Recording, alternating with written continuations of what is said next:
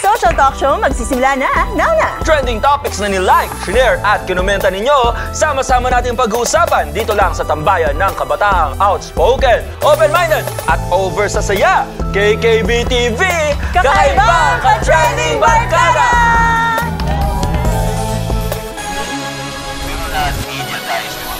I'm excited every time I think about it. Para yung ibang tao.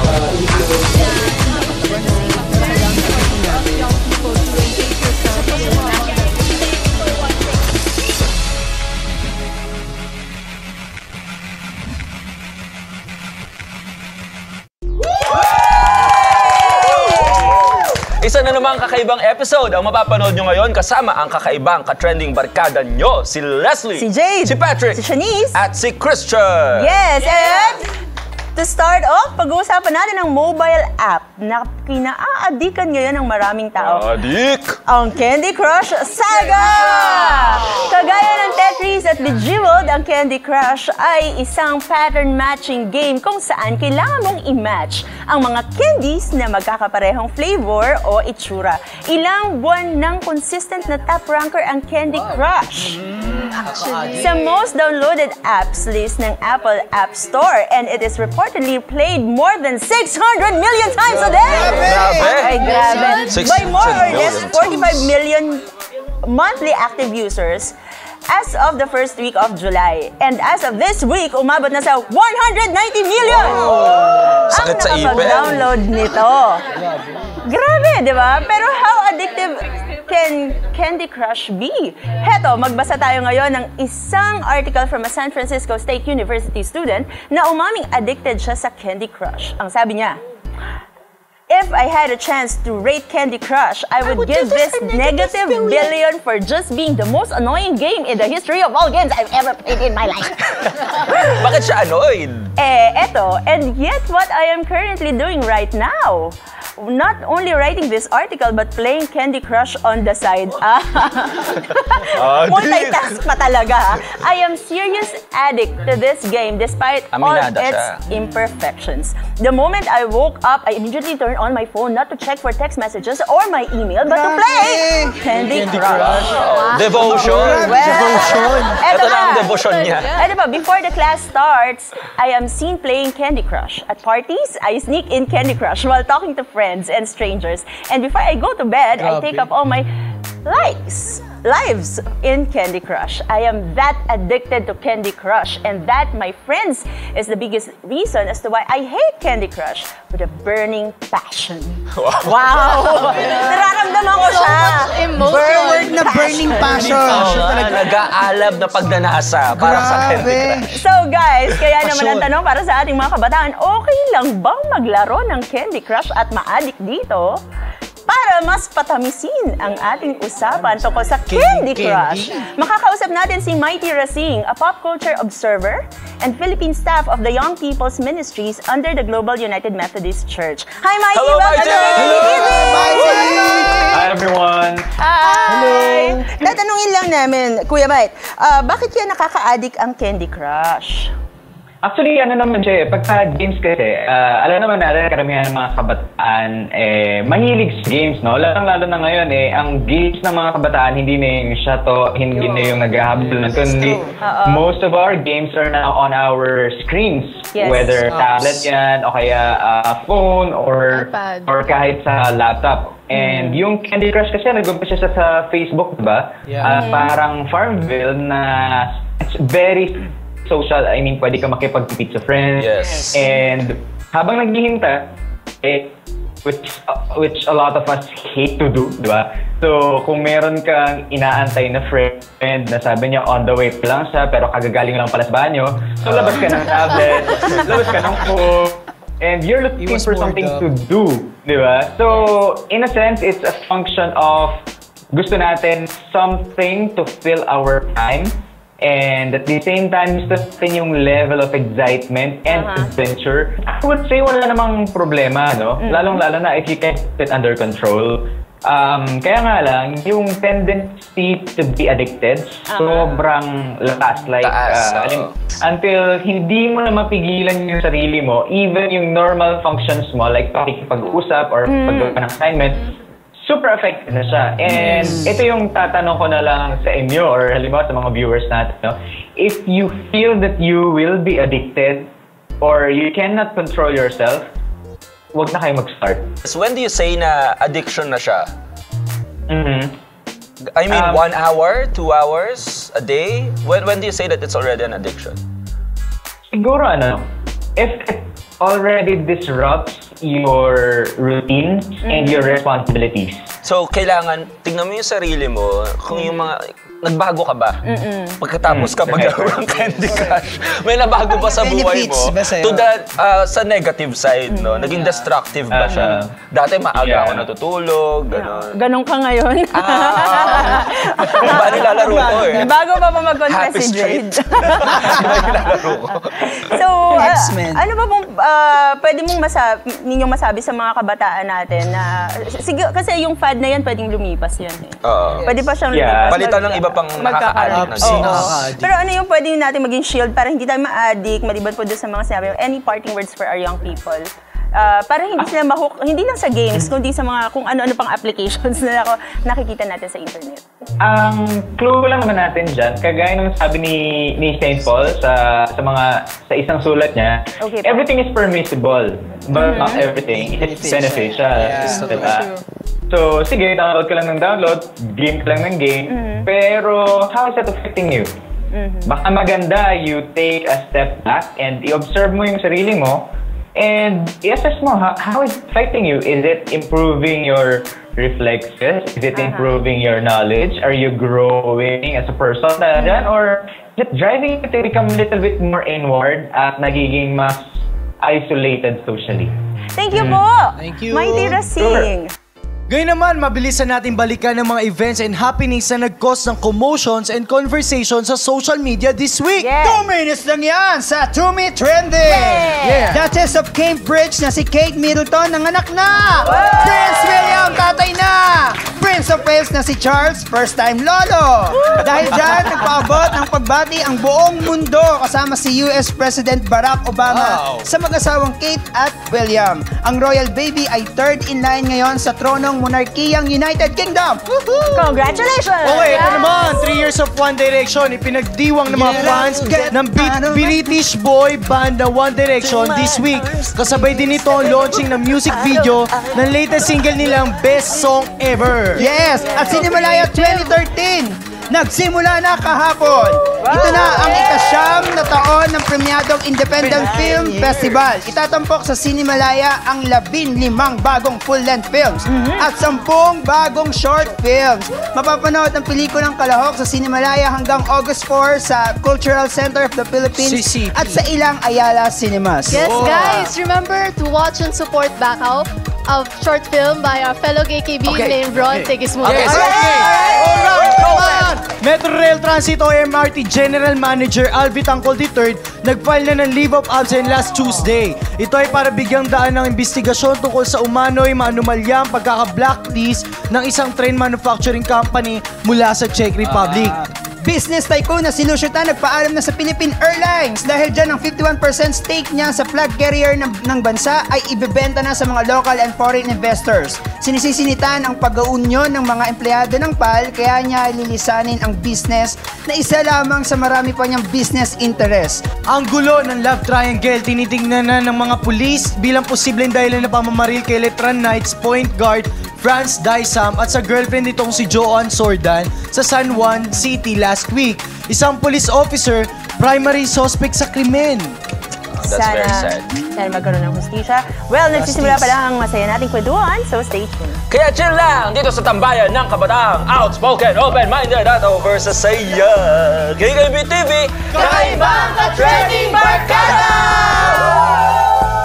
KKB TV likes the following sponsors. Arte Online Fashion Shop, Worship Generation Shirts, Brick It On Accessories, and Tantocos Catering.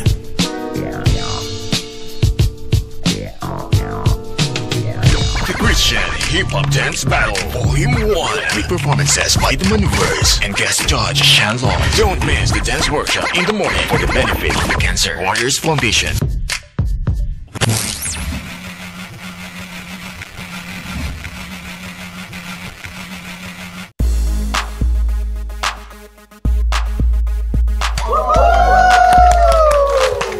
Welcome back to KKB TV. This time, let's talk about the hottest news from the Philippines during the past weeks. I'm talking about the State of the Nation address of President Noynoy Aquino. That was the longest, SONA ever. 1 hour and 40 plus minutes long. Imagine. Diba? Parang nag-watch Ang pelikula na yun. Actually. And as usual, there were those who were satisfied and meron din mga nakulangan. Marami. Parang hindi daw enough, ganon. So, mabuti pa, basahin natin ang mga ilang notable reactions sa social media tungkol sa SONA 2013 ni President Noynoy. So, the discussions that came up, the things that came up are answers from TV hosts also, Bianca Gonzalez. Ano sabi she ni said Bianca? something that ang dami daw quotable quotes. Wow. Tapos, there's also Senator Alan Peter Cayetano. Sabi niya, very, very high because nakita ko rito yung mga acknowledgements niya sa pagkukulang sa mga ekonomiya at nakita ko marami pang kailangan baguhin.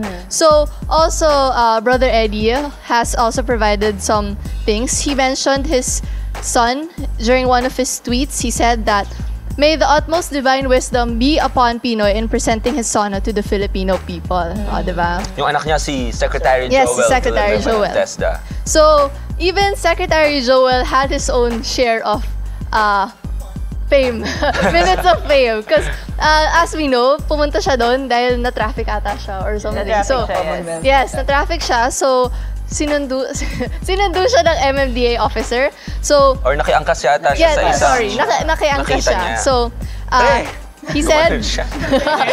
Pre, hindi te. Pre, paangkas. Ganon. Parang ganon. Tapos sinabi niya, sa Instagram niya, nag-post siya ng picture, selfie niya with the officer.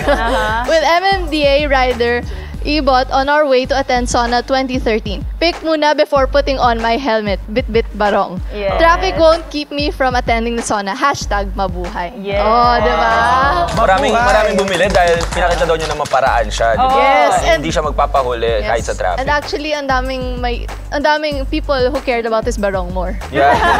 Mas concerned sila na dumihan daw yung barong. Well, so, youth na youth talaga si Sec Joel. Yes. At the same time, yung resourcefulness niya, nakita natin doon sa time na yan. So, and then Bishop Ephraim Tendero said, we continue to journey in the straight path towards national transformation.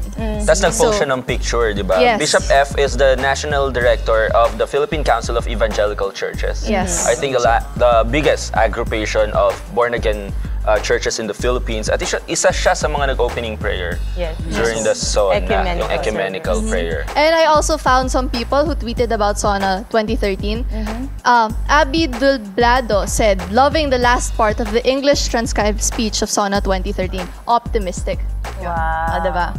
So another one is SONA 2013, anong petsa na? Tulungan na lang natin sarili natin para mapaunlad ang Pilipinas. Huwag iasa lahat sa gobyerno. Which is, somehow, he's right. Because we shouldn't we shouldn't keep blaming the faults on the government, diba? Parang, we also have to do our part. So, one thing that I noticed, I don't know if you guys also noticed it, is that yung time na nagsasona si Pinoy, that was also the time, consequently, na Kate went into labor. Yeah, so, Kate Middleton. It's just kind of disturbing how parang mas nag-trending. Yung her, of course, well, all the people around the world are expecting her baby. But maski sa Philippines, parang yun nag-uusap. Yung pagla-labor. Actually, 2 o'clock na, hinahanap ko yung SONA 2013 hashtag. Sa trending topics sa Philippines. Oo, kasi gusto ko nang makibalita because hindi ako makakapunta mismo sa Commonwealth. Well, pupunta. Kaya hinahanap ko na siya. Kaya lang, unfortunately, na-disappoint na ako. Sabi ko, ba, ang PS promote, PS I love you, na hashtag na promote pa. Mas nag-trending yon. Mas marami pong nag-uusap tungkol dun sa mga bagay na yon. Yes. Kesa dun sa dapat natin pagtuunan ng pansin. Well, for me, dapat pagtuunan ng pansin yung Sona 2013 kahapon. Actually. And no, not kahapon. Last Monday. so, there were also some things that were mentioned, especially yung mga, how yung growth ng economy, ganyan-ganyan. So, the point, di ba parang kung iisipin natin, it's all about economic growth here. And then, GDP, parang iniisip ko, paano kaya yung masses makakaintindi ko? Ano yung GDP? What is it good? Is it bad? Is it... I want to see the time when a president will actually break the norms of a speech, his Sona, because we can see na it's always about economic growth, ganun. How about the moral of the people? Why don't someone... I think I'd actually enjoy watching a 2-hour speech all about the Filipino nationalism, Filipino morals, how it's being uplifted through certain people, you know, yung mga nationalistic people who are trying to bring the name of the Philippines up. Instead of things that not everybody can really understand. Diba? Tsaka ang gusto kong mga sinabi niya, na aside from the economic growth, yung sinabi niya na yung pagbaha sa Maynila, may ginagawa ng action. Yun yung kailangan nating abangan sa lahat ng magiging proyekto ng ating Pangulo. Tsaka, first time kong nakarinig ng ng isang presidente na sinita yung Bureau of Customs under his cabinet. Very sharp rebuke. Yes. Na parang wag na magtago yung mga kailangan ng wag na magtago yung mga tao na kailangan gumawa ng tama. Kailangan expose na kung ano yung kailangan gawin para dito maitama lahat. Kaya, and I heard din na after Pangulong Aquino na... Ni-rebuke si Biazon. Nag-resign siya. Nag-file siya ng resignation. Pero hindi tinanggap ni Pinoy. Noy rejected Yes. Because his confidence on Secretary Biazon has not wavered. Although they both know na napakalaking challenge talaga para tanggalin yung ganong sistema sa loob ng isang bureau. Yeah, I think one that's very commendable about Noy is his consistency in wanting to lead by example. Tanda natin nung inauguration pa lang niya, nag-anti-wangwang siya. Siya rin daw hindi magwawangwang. Yes. And now, siya mismo, ni-rebuke niya yung agencies under him, the secretaries he appointed na alam niyang hindi nagpe-perform very well. There's this effort by him to really lead by example. And that's one thing that's very commendable. At yun isang campaign niya kasi yun sa matuwid na daan. Kaya nga dapat sana tayong lahat maging daan din tayo para dun sa pagdaan ng matuwid na yan. Yeah, so anong face ang bibigay niyo dito? Ako, happy. Happy? Astig. Excited. Me too. I'm gonna give this a happy face, but let us not forget that much still needs to be done. Yes. Especially yung freedom of information bill. Sadly, hindi nabanggit. Pero sana pagtuunan ng pansin yun. And congratulations, Secretary Joel. Siya ang pinakauna sa honor roll ni President Noynoy Aquino. Ang TESDA. Yun, dahil sa mga positive accomplishments and reforms na nararating ang TESDA. Tama. Ngayon naman, it's time for V na V! Viral na video! Viral this week ang umatikabong video na isang umatikabong lola na napadaan lang sa isang drum shop sa Amerika. Tinest niya ang isang drum set at ang resulta ay isang viral video. Let's watch this! Go, Lola! Wow! Galing! Alam mo, lupit Alam ko na yung face dyan. Asti! Ilan taon na si Lola? Ilan taon na siya? I think she's, 27? I don't know. Hindi ko lang alam. Diba? Umiikot-ikot pa. Ang stick. At naka-pink siya niyan, ha? Partida. Pag lola ako, gusto ko ganyan. Mga granny talaga natin palaban. Grabe, galing. By the way, si Carmi Santiago nagpunta sa Future. Siya nga pala yan. Pero hindi lang yan, Kuya Jim. Marami ding mga granny na kakaiba yung mga ginawa. Ano pa? Sino pa yung mga tulad granny? ng rollerblades. May granny pa na nag-rollerblades. Hindi patalo Sige nga. Yan, meron yan. Ayan. Dapat merong no? It's a granddaddy. Contest. Para sa mga matanda. It's a granddaddy. Superhuman. Ayan. Grabe! Ayun, yun po mga kapuso. Granny Got Talent. Uy, ang galing. Let's give it up for Mutant. Yung straight nga, hindi mo magawa eh. Yung Papa Christmas. Grabe, ang galing. Oh, speaking of, ayan, meron din isang lolo pa na nagbabackflip pa. Wow! Oh, ang galing. Uy, grabe. Grabe. Yan. So, ito naman mga 28 lang yan. Meron nagbabackflip pa eh. Sige, nasan yan? Yung mga 28 years old siguro tong lolo na to. Wala. Oh, ayan yung nagba-backflip oh. Oo, galing. Oh, wow! Oh, grabe! Ang tataas sa tummy niya. Gymnast na Okay. gymnast. Gymnast. Gymnast. So, makikita natin sa mga video na pinalabas kanina na even yung mga old or yung mga granny natin is meron talagang significant, di ba? Nakagawa sila ng mga bagay na talagang akala natin tayo lang nakakagawa. At bumiral pa sila, mga milyon na ang nag-views niyan, di ba? Oo, kakaiba yun, di ba? Bihira tayo makakita na sa YouTube, yung mga granny, yung mga umuuso. Kahit sa personal, di ba? Kahit sa personal. Bihira ang mga granny na umuuso. Oo, man. Umuuso talaga. So, dapat nga magkaroon ng show na Granny Got Talent. Last ko na yan. O kaya guess natin sila sa KKB TV. GGG. Okay.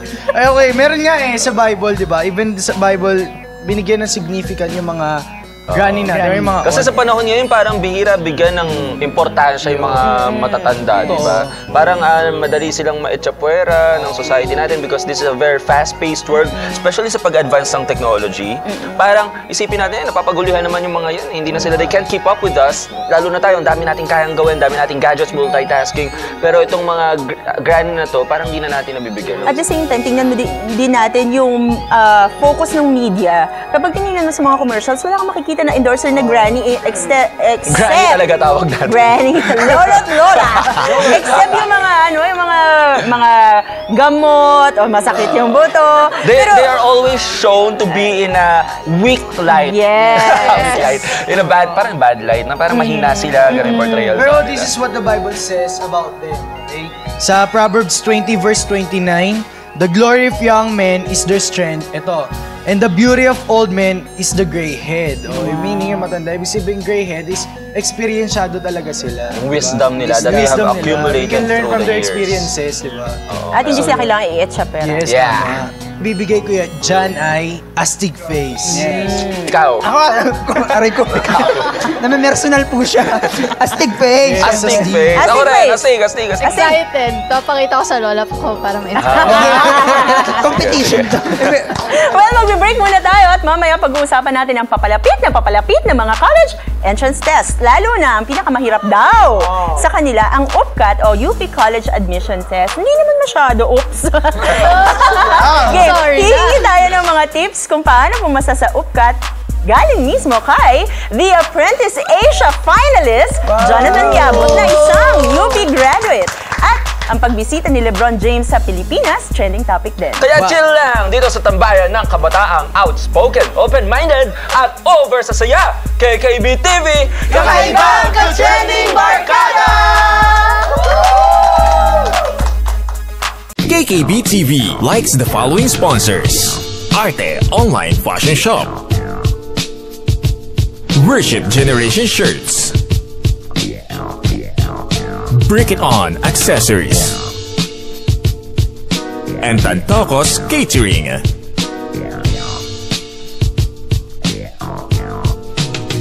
The Christian Hip Hop Dance Battle Volume 1 with performances by the Maneuvers and guest judge Shan Long. Don't miss the dance workshop in the morning for the benefit of the Cancer Warriors Foundation.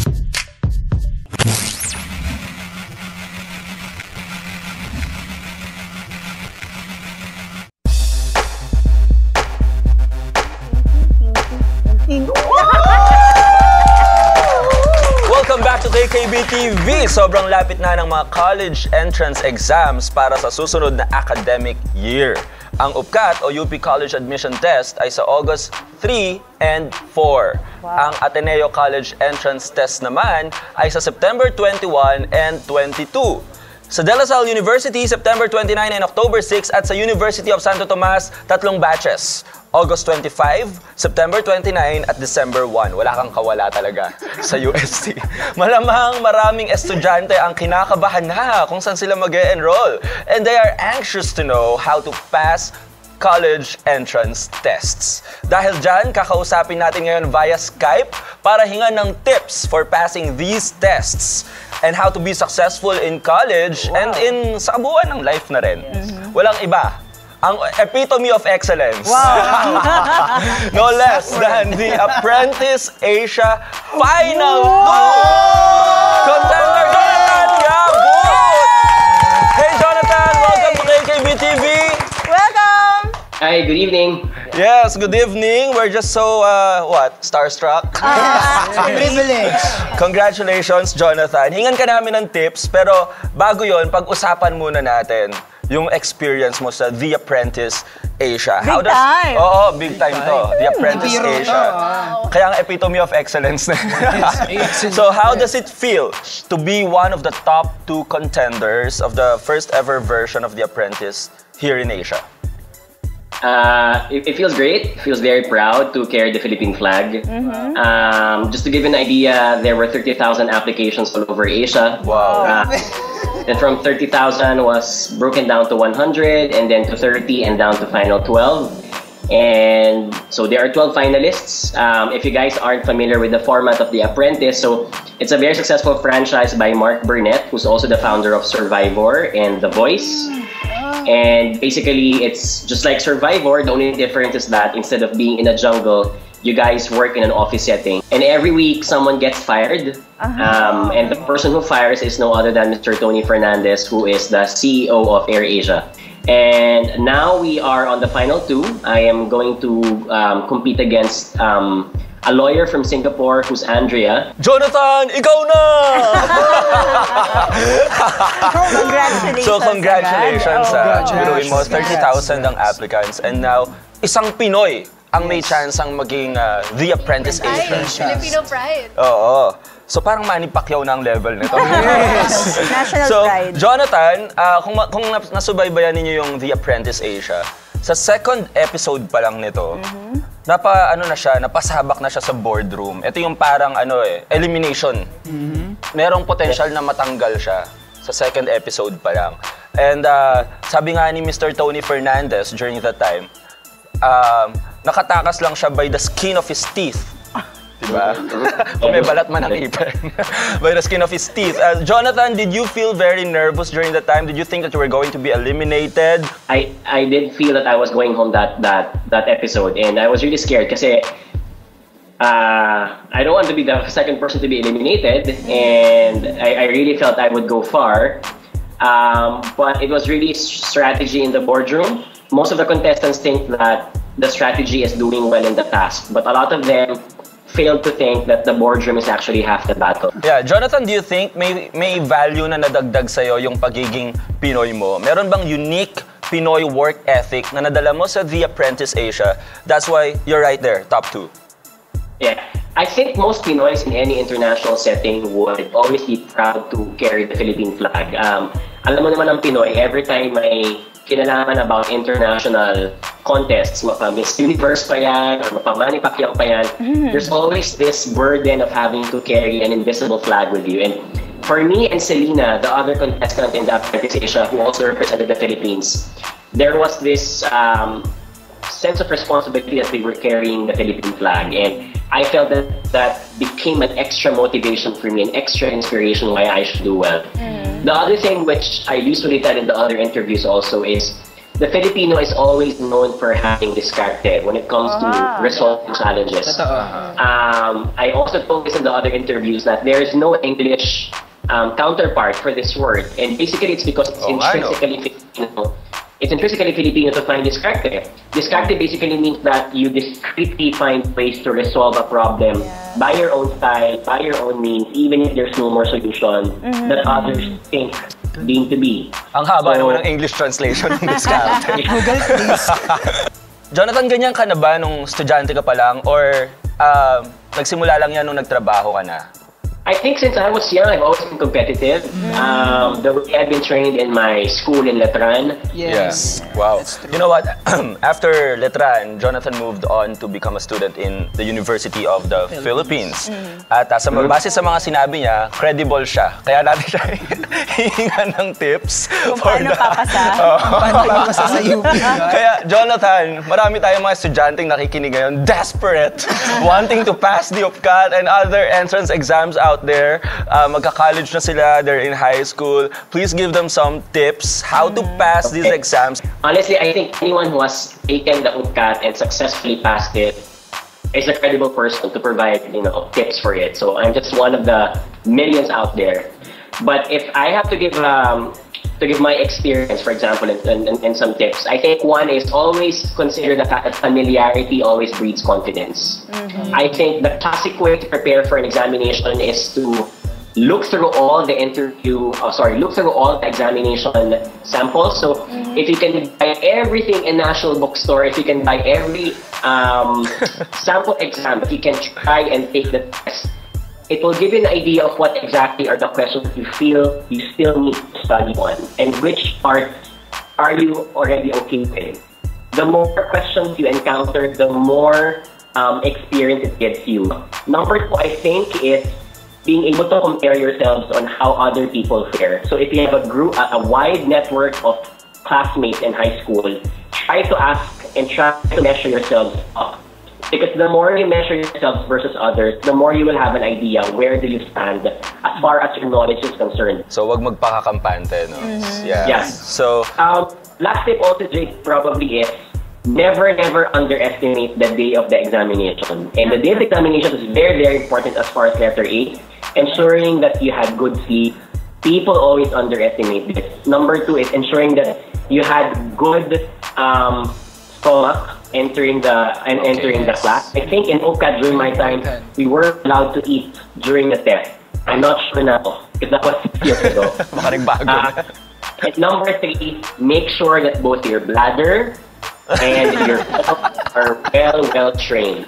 Not only are you going to take a lot of time if you keep on urinating or going to the washroom, but having a bad tummy on that day, and I've had classmates who have encountered this, who had to go to the washroom for 20 or 30 minutes, it's going to waste a lot of time, and it's going to take away a lot of confidence and convenience in you. Jonathan, parting words for students who want to be like you someday when they grow up. Wow. Mahirap yata yun. I've always told this to everyone, I'm just an ordinary guy who one day wanted to join this contest because I've always been a fan of the show. Anyone can be anything that they want. It's just a matter of time, and time is the enemy of the ambitious. As long as you always strive hard and dream big, because dreaming is something that's for free for everyone. I think in today's times where technology can augment everyone's talent and capacity, you can always succeed. And one favorite quote I'd probably share is a quote from Woody Allen, and he says, 80% of success is simply showing up. Showing up in a sense that if you have an idea, if you have a date tonight, for example, if you want to meet someone tomorrow, simply show up. Because the times that become absent in any meeting, in any activity, in any sport-related activity, or in any romantic activity, showing up is the first step to amassing that success. And most of the time, people fail to show up. Either they're lazy, either they want to put it off to another day, or either, they want to do something else. So, there. Wow. Well-rounded. Very good advice. Thank you very much, Jonathan Yabut, once again. I'm sorry? Thank you also for having me. If you also want to know more about the contestants and the show, you can simply log on to theapprenticeasia.com. We will. All right, theapprenticeasia.com. And don't forget to tweet and even post status updates expressing your support for Jonathan. That's #AAJon. Once again, Jonathan Yabut, Final 2, The Apprentice Asia, and future grand winner! Congrats! Hopefully. Congratulations! All right, thank you, Jade. All right, thank you. Bye! Bye-bye. Heto naman, from The Apprentice Asia to NBA naman tayo. Sobrang saya ng basketball fans sa Pilipinas dahil sa pagbisita ni King LeBron James. Wow. Nandito ang 4-time NBA Most Valuable Player para sa kanyang Witness History Tour. Naganap ang Witness History Manila last Tuesday sa Mall of Asia. Ano nga bang meron sa Witness History? Nag-concert ba si LeBron? Kumanta? Wow! Kinanta niya doon. Mga kasama natin ngayon via Skype ang isang naka-witness Alam si LeBron. Witness History ang sporty KKB correspondent na si Joms Domingo. Yeah! Joms, what's up? Kamusta? Hi, Joms. Yes. Kumusta? Okay. Last Tuesday, alam ko na witness mo ang Witness History with King James LeBron. Ngayon, kwento mo sa amin, after how many years na ngayong nakita mo face-to-face na si LeBron, anong pakiramdam? Hanggang ngayon, hindi ko pa din ma-explain.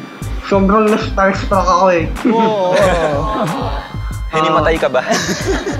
Hindi naman, kala ko nga may iyak ako. Naiiyak pa nga siya ngayon eh. Naiyak na siya. Naiyak siya. Talaga. Nakaka-goosebump lang din nung nakita ko na siya. Kasi 'di ba, buong mundo kilalang kilala to si LeBron James. Ngayon, 'di ba, dati pinapanood mo lang sa TV. Ngayon naman, nakita mo na face to face. Nakita mo pa kung paano siya maglaro, 'di ba? Naglaro ba siya doon? Oo, grabe. Naglaro siya. Nag-dunk nga eh. Wow. Paano yung dunk? At yung kalaban niya ang sarili niya? Or sino kalaban niya? Yung Smart Gilas. Yung team Smart natin. Gilas. Smart Gilas. Yes. At ito pa, I've heard na yung kapatid mo na si JJ Domingo ng captain ng Baby Tamaraws ay kabilang dito sa drills tsaka dito sa showdown nito ni LeBron James. Bilang isang kuya naman, ano naman yung pakiramdam na yung kapatid mo grabe close na kay LeBron James? Siyempre, nung pinapanood ko, nakaka-proud as a kuya.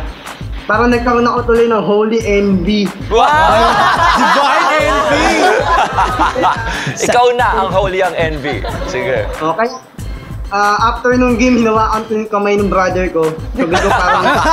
Grabe, parang grabe. Hindi ka na maliliit. Inamoy-amoy mo ba? Inamoy-amoy mo, hinawakan mo. Jobs, ano yun? Parang as in, nagkabalyahan sila ng konti? Yung kapatid mo, tsaka si LeBron?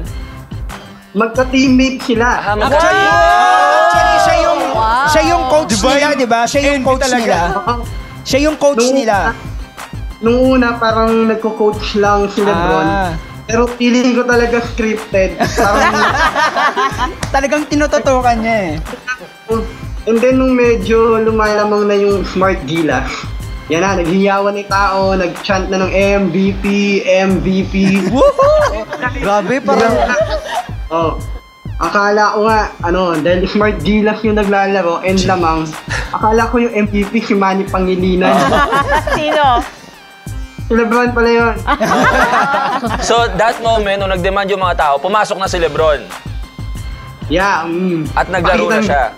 Nagpakitang gilas ba? Nagpakitang gilas na sa mga gilas. Okay. Well, nung napanood ko rin yung video, halos lahat binibigay kay LeBron yung bola, para makita kung paano siya mag-exhibition, kung paano yung mga moves niya. Diba? Ikaw ba naman, babakawan mo si LeBron? Kaya mo yun. Diba? Ang bantayan si LeBron ay isang malaking pribilehiyo. Tama ba, Jones? Yung makita mo lang siya, diba? Sobrang ang laking privilege na. Lalo na yung makalaro mo pa siya. Yes. Tapos, diba? Yun, talagang makaka-high five mo, ganun. Saan ka pa? At eto, wag mong i-deny sa akin Joms alam ko Miami team ka Miami Heat ka diba? Ang tanong ko, grabe pasensya ka na, Spurs kami dito Okay. Regarding doon, bakit nagustuhan mo ang Miami Heat? Bakit naging fan ka ng Miami Heat? Actually, for personal reason, because of Coach Eric Spoelstra. Kaya Miami Heat kami. Guys, I have to go. Okay. Sige, last na lang, ano yung speech or ano yung natutunan mo from LeBron James? Parang nag-motivational speaking siya dyan, no? Meron, kanina. Ano yung mga Ano yung mga nabanggit niya? Maikli lang naman, pero ang in-emphasize niya yung dream ng mga kabataan na mag-pursue kung ano yung, lalo na in basketball. Di ba, kilala naman ang Pilipinas. Talagang country, tayo eh. Basketball. Mahal na mahal natin ang basketball. So, natuwa siya. And in-encourage niya lang yung mga kabataan, ganun, na ituloy lang yung paglalaro ng basketball.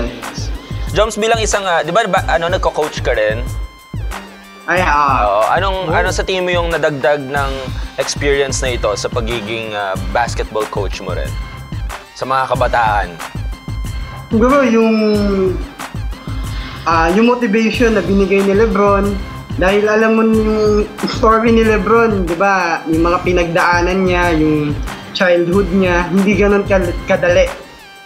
So nakaka-inspire din na nagtagumpay siya despite of yung mga hardship na experience niya nung bata pa siya. Thank you, Joms, for your time. Salamat, Joms. Salamat. Thank you, Joms Domingo, our sporty KKB correspondent. Salamat sa 30 minutes natin pagkukwentuhan today at thank you to our viewers also. We also want to thank our studio audience mga taga-Escom! Yan! At thank you din sa Tantokas Catering, Arte Online Fashion Shop, Worship Generation T-shirts, Ready to Worship or RTW shirt, and Brick It On for our accessories. And thank you to KKB Chairman and TESDA Director General Secretary Joel Villanueva. Congrats, and sir! CYN Congrats! International Director Jovi Binalya. Connect with us on Facebook, Twitter, YouTube, and Instagram. Next week, pag-uusapan natin ang mga trending na issue, personalities at balita sa nagdaang linggo.